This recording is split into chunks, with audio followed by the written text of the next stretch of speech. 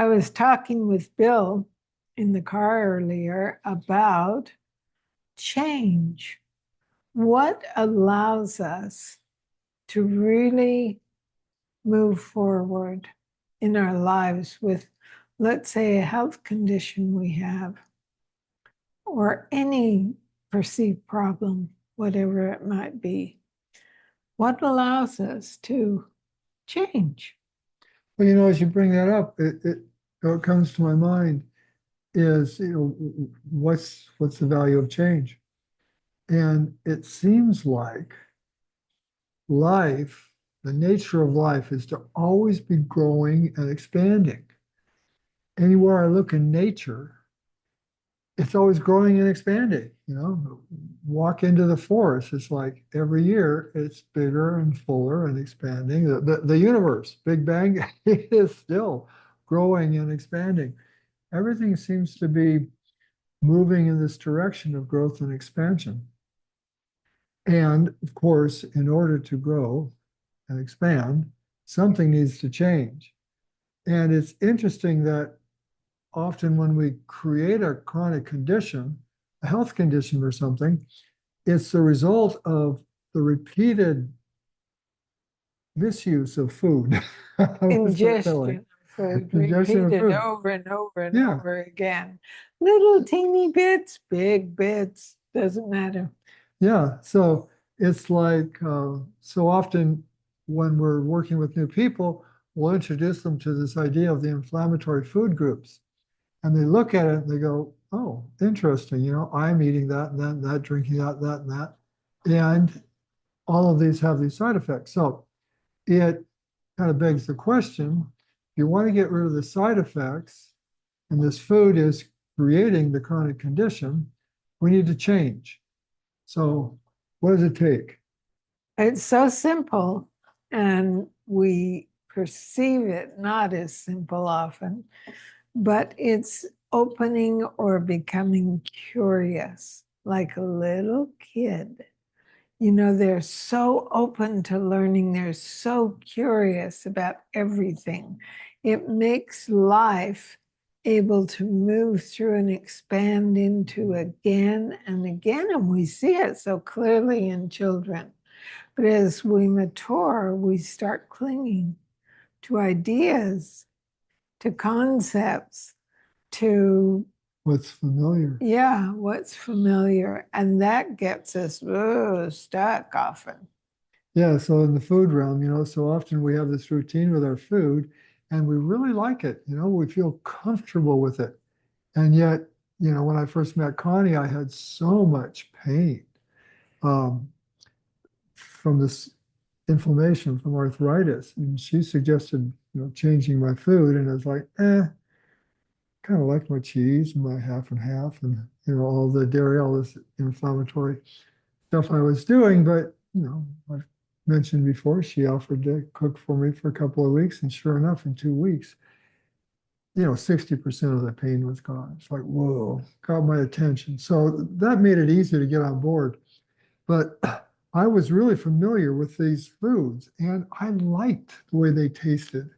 I liked the way I felt afterwards, which I look at now and it was like, wow, I'd have this big pizza and I go, oh, this feels so good. I feel like taking a nap. I'm going, that feels good, but it was just like this familiarity, this comfort zone. So it seems like the people we work with, the ones that make the change, are the ones who are able to let go of that familiarity, that attachment to the familiar, that attachment to the routine. And if it's true that life is always growing and expanding, then our lives are always wanting to grow and expand. And so change is the way that happens. Yeah, and the neat thing is, our lives are always wanting to grow and expand into more enjoyment, Mm. more fullness, more thriving. If we just let go of what's familiar, if we're just willing to get curious and try something new. Well, I like your analogy to the children because children are so present. They're not hanging on to their past yet. They're not hanging on to their routines that have kind of established their sense of security in the world, and this is the way I am safe. They're curious. They're wanting to go and expand.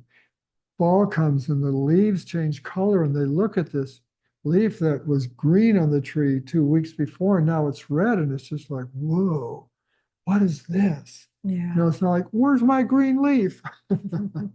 It's opening into this new opportunity, this new invitation to being a new you.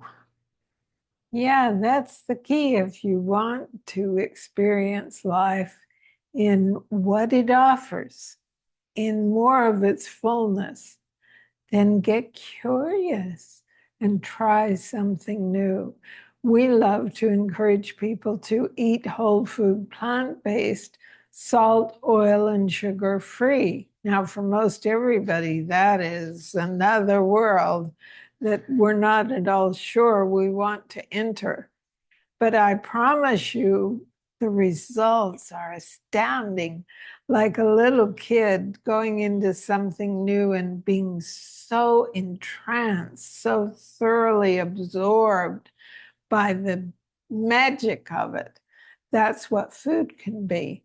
But it requires change for most of us because most of us have been conditioned and believe that eating the standard American way has real value for my life. Even though we're miserable, we have all kinds of pain and conditions and take a med in the hopes that we gain some relief. What we're proposing is that you can really shift and heal and change those conditions. The food and your body does it.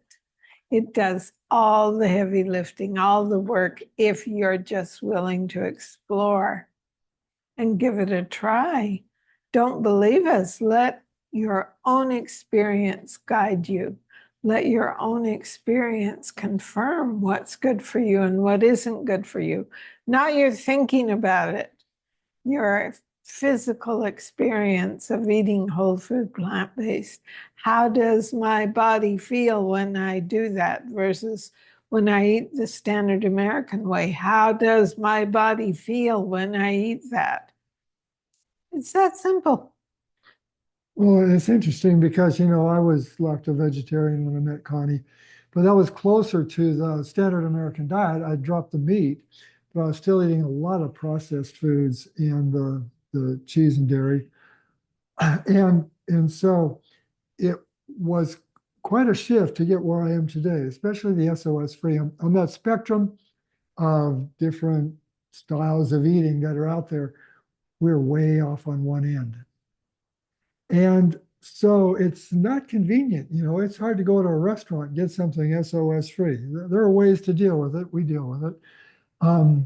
But the change that occurred initially when we changed to SOS free, for me anyway, when I completely had no salt, added salt in what we were eating, the food tasted pretty flat. And it's like, gosh, why would I give up those old tastes for these? But as we've been told, taste buds change. And what has opened up is a taste palette that was never available before. Never did either of us experience it before. Yeah, so it had that adjustment phase, but I wouldn't want to trade the way we're eating now for any of the previous iterations Yeah. of the way we did it. And they were all great. They were always new, always a new change, always. And I don't know what's coming next, but I'll bet you there's something. Well, that's the beauty of life.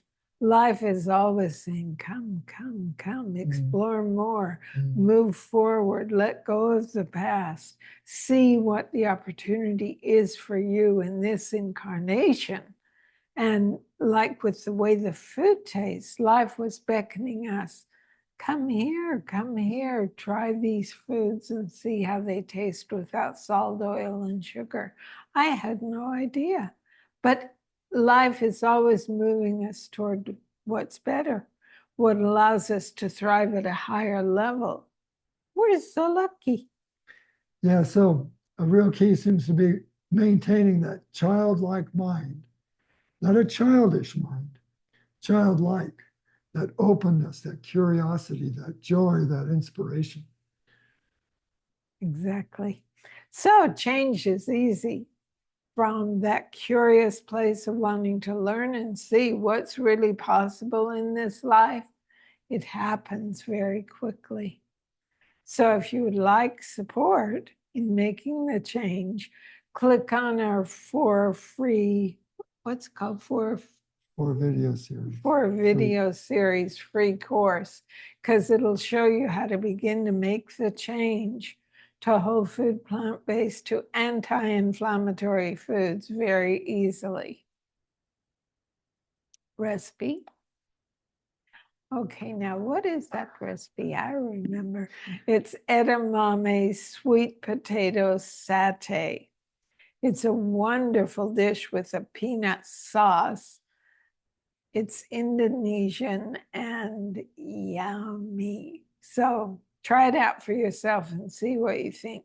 I used edamame beans in it. You could use garbanzo beans. You could use cannellini beans. Any of those would work well too if you don't have edamame at home. So give it a go. Thanks so much.